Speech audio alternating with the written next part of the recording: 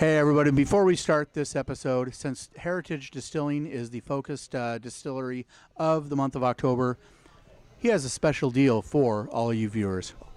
So for viewers of Nerds Drink Whiskey, I'd like to invite you all into the tasting room in Gig Harbor and give free tastings through the month of October until October 30th. Just mention Nerds Drink Whiskey and that you saw this podcast, and come on down. All right. So, free tasting at the Heritage Distillery.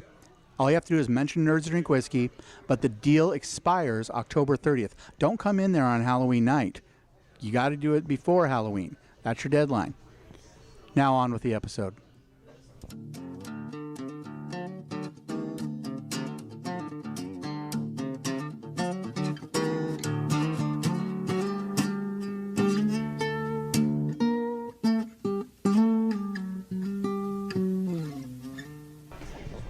Hey everybody, Nerds Drink Whiskey. This week this month we're focusing on Heritage Distilling because they came to us. As always, last Saturday of the month, we come down to Pints and Quarts and Lacey, and we try a bunch of whiskeys.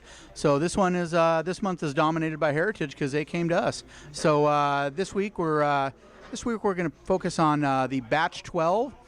This is the whiskey. This is what you can get at CenturyLink filled, and so while you're enjoying your entertainment at CenturyLink, that's what's served during the games, and we're going to give it a try. Now, I'm not a huge sports fan, so I actually have not tried this yet. So this should be interesting. I don't know. Have you tried this yet? Yeah, I've had this a while ago. It's been a while, so maybe a couple years now. So I'm looking forward to trying to revisit this and see what we've got. So yeah.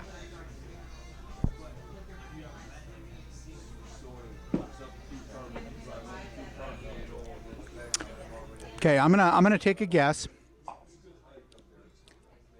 This is now all your stuff is 92, correct?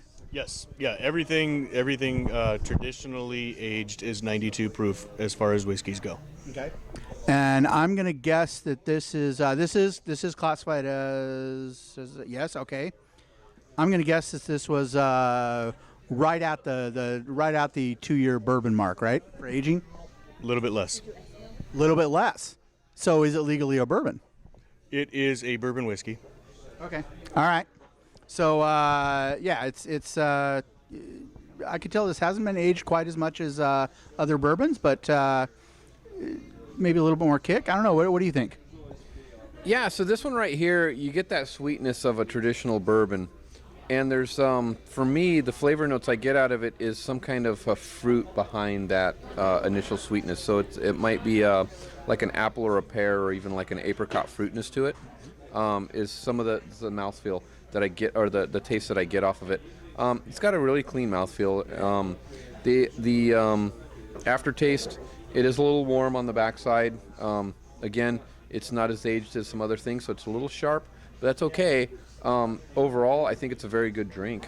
It's fine. Yeah, it's sweet. I think the mash bill is 75% corn, 74% corn. That's going to make for a very sweet whiskey, and I think that comes out. It's not bad. It's very good. Okay. Now I will say, out of between this and the other bourbon that we tried, I got to say I like the other bourbon better. Which out of the two of them, which one do you prefer? That's a hard question because it really depends on what kind of mood I'm in at the time.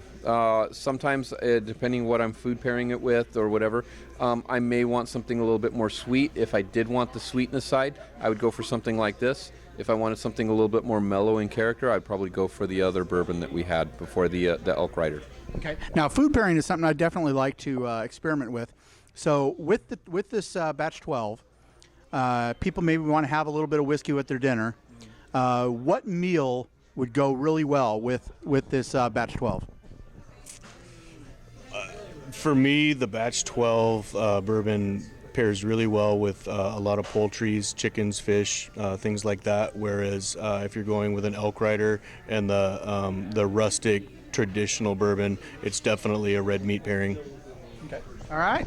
Cool. Now, if you watch the show, we've started last month. We started doing a monthly question Last month we went on the controversial question of the no age whiskeys, no age statements. So and we had a couple people that came in, they sent some video, and we put them on the show. So this month we want you to answer this question. What do you think of flavored whiskeys?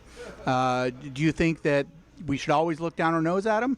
Is there good ways to do? Is there wrong ways to do it? What are your thoughts? Send us an email, send us some video, very short, keep it really short, and then send it to nerdsdrinkwhiskey@gmail.com, or just go to our Facebook page, facebook.com/nerdsdrinkwhiskey, post it in the reply of any of our posts, and let us know. And if you send us some video, we'll put it on the show. It's going to be the last Saturday, the last Sunday of the month. That episode will air, and send us your video and be part of the show. So any final statements? Yeah, just one. I wanted to give a big shout out to Pints and Quarts for hosting this. What they do is they have a whiskey club that meets once a month. It's the last Saturday of the month, and that allows us to taste all these delicious whiskeys that we see presented in the show. If you're in the area, I would come on out. It's typically starts at 5:30. It's the last Saturday of the month. And for $15, you get to taste a lot of delicious stuff. So yeah, if you're definitely in the area, I would advise come on out and drink with us. And you don't have to be part of the whiskey club to be part of the tasting. No, that's exactly right. Yeah, anybody can just come right in. Like I said, $15 gets you 3 tickets. You can try 3 different tastings. Every month there's a different theme. There's a different distiller or a different distributor here. It's a great way to expand your palate. Cool. All right, any final words on the Batch 12? Final words on Batch 12. Batch 12 Bourbon was the #1 overall selling whiskey crafted in Washington, Oregon, or Idaho last year, according to Nielsen ratings. Wait, Nielsen ratings does whiskey? Nielsen tracks everything. They're reading your thoughts right now. Please, Nielsen, don't post those on the internet. It'll get me in a lot of trouble with the wife. So according to Nielsen, it was the #1 overall selling whiskey crafted in Washington, Oregon, or Idaho last year, like I said. And actually, the vodka was the #1 overall selling. So Heritage Distilling and Batch 12 held the top 2 spots last year for craft distilled spirits in the tri-state area. It's definitely worth trying. It's something that... real quick, anybody that may be a fan of the Seahawks team or the Seattle football team, there's a guy by the name of Kenny Easley. He's Ring of Honor, former safety. He's a good friend of mine. He's actually got the 2nd bottle of Batch 12 bourbon ever produced. Loves it.